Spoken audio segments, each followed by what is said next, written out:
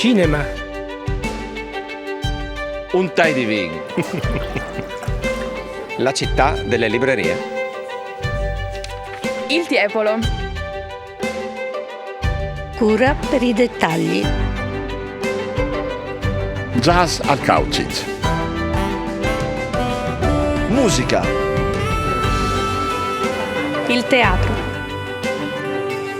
Le mostre di Casa Cavazzini. Aperitivo in Piazza San Giacomo. La danza. Musica e tradizioni. Forza Udin.